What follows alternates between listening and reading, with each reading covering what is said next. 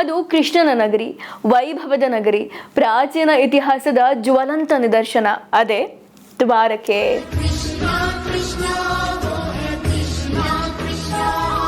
ಇಂತಹ ದ್ವಾರಕೆ ಸಮುದ್ರದ ಒಳಗಿದೆ. ದ್ವಾರಕೆಯ ಯಾವ ಕಥೆಗಳು ಸುಳ್ಳಲ್ಲ. ಈ ರಾಮಾಯಣ ಮಹಾಭಾರತ ಎಲ್ಲ ಕಟ್ಟುಕತೆ, ಇದು ನಡೆದಿದೆ ಅನ್ನೋದಕ್ಕೆ ಸಾಕ್ಷಿನೇ ಇಲ್ಲ ಅನ್ನೋದನ್ನ ನಮ್ಮ ತಲೆಗೆ ತುಂಬಿದ್ದಾರೆ. ನಾವು ಅದನ್ನೇ ನಂಬಿದೀವಿ ಕೂಡ. ಆದ್ರೆ ಸಂಶೋಧನೆಯ ಜಾಡನ್ನ ಹಿಡಿದ್ರೆ ಸಮುದ್ರದ ಒಳಗಿನ ನಗರಿಯಲ್ಲಿ ಸಿಕ್ಕಿದೇನಂತ ಕೇಳಿದ್ರೆ ಉತ್ತರನೇ ಇಲ್ಲ. ದ್ವಾರಕೆ ಹೆಸರು ಕೇಳದೆ ಇರೋರು ಬಹಳ ಕಡಿಮೆ. ಯಾಕಂದ್ರೆ ಪುರಾಣ ಮತ್ತು ಮಹಾಭಾರತದಲ್ಲಿ ದ್ವಾರಕೆಯ ವರ್ಣನೆ ಬೇಕಾದಷ್ಟಿದೆ. ಅದು ಸ್ವರ್ಗ ಸದೃಶ್ಯವಾದ ನಗರಿ, ಕೃಷ್ಣನ ನಗರಿ. ಅದು ಕಂಸನನ್ನ ಕೊಂದ ನಂತರ ಕಂಸನ ಮಾವ ಜರಾಸಂಧನಿಗೆ ಕೃಷ್ಣ ಮತ್ತು ಬಲರಾಮರ ಮೇಲೆ ಬಹಳ ಕೋಪ ಇರುತ್ತೆ, ಬಹಳ ದ್ವೇಷ ಇರುತ್ತೆ. ಇದ್ರ ಪರಿಣಾಮ ಏನಾಗುತ್ತೆ ಅಂದ್ರೆ ಜರಾಸಂಧ ಮಥುರೆಯ ಮೇಲೆ 16 ಬಾರಿ ದಾಳಿ ಮಾಡ್ತಾನಂತೆ. ಅವನ ಉಪಟಳವನ್ನ ತಡ್ಕೊಳೋಕಾಗದೆ ಕೃಷ್ಣ ಮತ್ತು ಬಲರಾಮರು ಬರೋದೇ ದ್ವಾರಕೆಗೆ. ಅಲ್ಲಿ ವಿಶ್ವಕರ್ಮರ ಮೂಲಕ ಈ ಅದ್ಭುತವಾದ ಸ್ವರ್ಗ ಸದೃಶ್ಯವಾದ ನಗರಿಯನ್ನ ಕಟ್ತಾರೆ.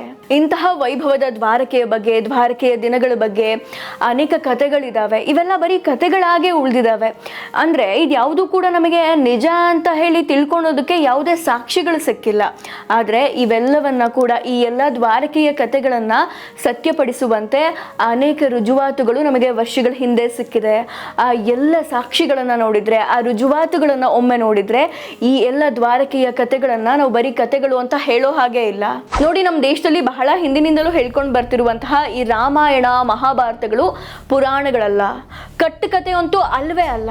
ಇವುಗಳೆಲ್ಲದ್ರ ಬಗ್ಗೆ ನಮಗೆ ಸಮಗ್ರ ಸಾಕ್ಷ್ಯ ಇಲ್ಲದೆ ಇರ್ಬೋದು, ಆದ್ರೆ ಅಲ್ಲೊಂದು ಇಲ್ಲೊಂದು ಸಾಕ್ಷಿಗಳು, ಅಲ್ಲೊಂದು ಇಲ್ಲೊಂದು ನಿದರ್ಶನಗಳು ಸಂಶೋಧನೆಗಳ ಮೂಲಕ ನಮಗೆ ಕಂಡು ಬರ್ತಾ ಇದೆ, ಸಿಗ್ತಾನೆ ಇದೆ. ಅದರಲ್ಲಿ ಈ ದ್ವಾರಕೆಯೂ ಒಂದು.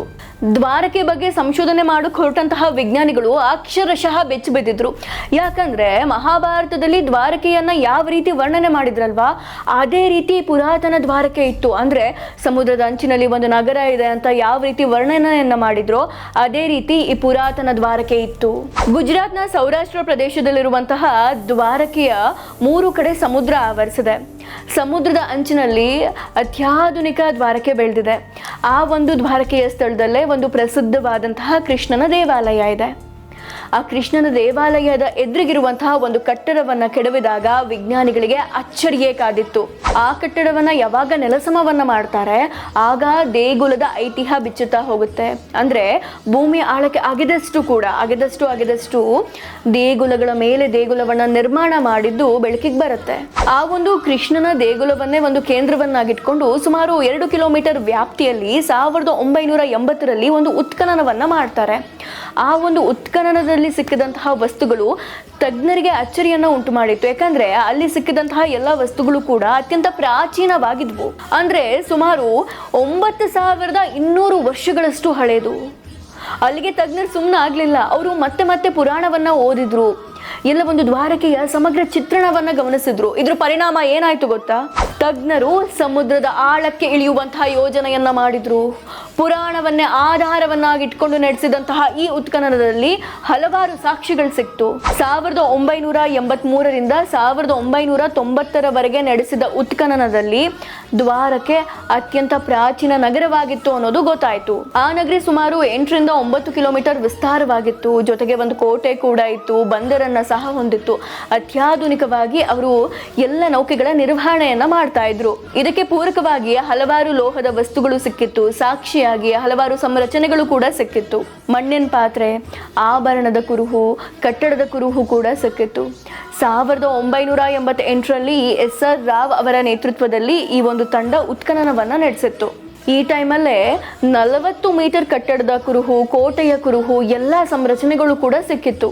2007ರಲ್ಲಿ ನಡೆದಂತಹ ಸಮುದ್ರದಾಳದ ಶೋಧದಲ್ಲಿ ದ್ವಾರಕೆಯ ವಿಚಾರ ಸತ್ಯ ಅನ್ನೋದನ್ನ ಮನದಟ್ಟು ಮಾಡಿತ್ತು. 2006ರಲ್ಲಿ ಸಮುದ್ರದ ಒಳಗೆ ನಡೆದಂತಹ ಶೋಧದ ಪ್ರಕಾರ ದ್ವಾರಕೆಯ ವಿಚಾರ ಸತ್ಯ ಅನ್ನೋದನ್ನ ಮನದಟ್ಟು ಮಾಡಿತ್ತು. ಗೋಮತಿ ನದಿ ಸೇರುವಂತಹ ಸ್ಥಳದಲ್ಲೇ ಅತ್ಯಂತ ಪುರಾತನವಾದ ನಗರ ಹಾಗೂ ಬಂದರು ಇದ್ದಿರಬಹುದು ಅಂತ ಹೇಳಿ ಸಂಶೋಧಕರು ಹೇಳಿದ್ರು. ಇನ್ನು ಒಂದು ಅಚ್ಚರಿ ವಿಚಾರ ಏನ್ ಗೊತ್ತಾ? ಮಹಾಭಾರತದಲ್ಲಿ ದ್ವಾರಕೆಯ ವರ್ಣನೆಯನ್ನ ಯಾವ ರೀತಿ ಮಾಡಲಾಗಿತ್ತೋ ಸಂಶೋಧನೆಯಲ್ಲೂ ಕೂಡ ಅದೇ ರೀತಿ ದ್ವಾರಕೆ ಕಂಡು ಬಂದಿತ್ತು. ಅಷ್ಟೇ ಅಲ್ಲ, ದೊಡ್ಡ ದೊಡ್ಡ ಲಂಗರನ್ನ ನಿಲ್ಲಿಸುವಂತಹ ವ್ಯವಸ್ಥೆ ಅಲ್ಲಿತ್ತು. ಈ ಸಮುದ್ರದ ಉತ್ಖನನದಿಂದ ತಿಳಿದು ಬಂದ ವಿಚಾರ ಏನ್ ಗೊತ್ತಾ? ಮಹಾಭಾರತದ ಭಾಗವತ ಹಾಗೂ ವಾಯು ಪುರಾಣದ ದ್ವಾರಕೆ ಕಟ್ಟುಕತೆಯಲ್ಲ, ಸತ್ಯ ಅನ್ನೋದನ್ನ ಈ ಉತ್ಖನನ ಸಾರಿ ಸಾರಿ ಹೇಳಿತ್ತು. ಕತೆ ಪ್ರಕಾರ ದ್ವಾರಕೆಯನ್ನ ಸಮುದ್ರ ರಾಜ ಕೃಷ್ಣನಿಗೆ ನೀಡಿದ್ದ. ಆದ್ರೆ ಯಾದವರ ಕಲಹದ ನಂತರ, ಕೃಷ್ಣನ ಅಂತ್ಯದ ನಂತರ ಸಮುದ್ರ ರಾಜ ಇದನ್ನ ಆಪೋಷಣ ಮಾಡ್ಕೊಂಡ ಅನ್ನೋದು ಕಥೆಯಲ್ಲಿದೆ. ಇದು ಕಥೆಯಾದ್ರೂ ದ್ವಾರಕೆ ಮುಳುಗಿದ್ದಂತೂ ಸತ್ಯ. ಜೊತೆಗೆ ಇದಕ್ಕೆ 5ರಿಂದ 6,000 ವರ್ಷಗಳ ಹಿಂದೆ ಆದಂತಹ ಸುನಾಮಿ ಕಾರಣ ಆಗಿರಬಹುದು ಅಂತ ಸಂಶೋಧಕರು ಹೇಳಿದ್ದಾರೆ. ಸಂಶೋಧಕ SR ರಾವ್ ಅವರ ಪ್ರಕಾರ ದ್ವಾರಕೆ ಆ ಕಾಲದಲ್ಲೇ ಅತ್ಯಂತ ಆಧುನಿಕ ಆಗಿತ್ತು. ಜೊತೆಗೆ ಹರಪ್ಪ ನಾಗರಿಕತೆಗಿಂತನೂ ಹಳೆಯದು. ಕೃಷ್ಣನ ದ್ವಾರಕೆ ಎಂದು ಹೇಳಲಾಗ್ತಿರುವಂತಹ ಪ್ರದೇಶ ಇಂದಿಗೂ ಕೂಡ ಸಮುದ್ರದ ಆಳದಲ್ಲಿ 9 ಕಿಲೋಮೀಟರ್ ದೂರ, 2ರಿಂದ 3 ಕಿಲೋಮೀಟರ್ ಆಳದಲ್ಲಿದೆ. ಇಂತಹ ದ್ವಾರಕೆಯ ಶೋಧನೆ ಮತ್ತಷ್ಟು ಆಗಬೇಕು. ದ್ವಾರಕೆ ಕತೆ ಕೇಳಿದ್ರಲ್ವಾ, ಬಗೆದಷ್ಟು ಹೊರ ಬರ್ತಾ ಇರುವಂತಹ ದ್ವಾರಕೆಯ ಕತೆ ಕಟ್ಟುಕತೆ ಅಲ್ಲ, ಇದು ಸತ್ಯ.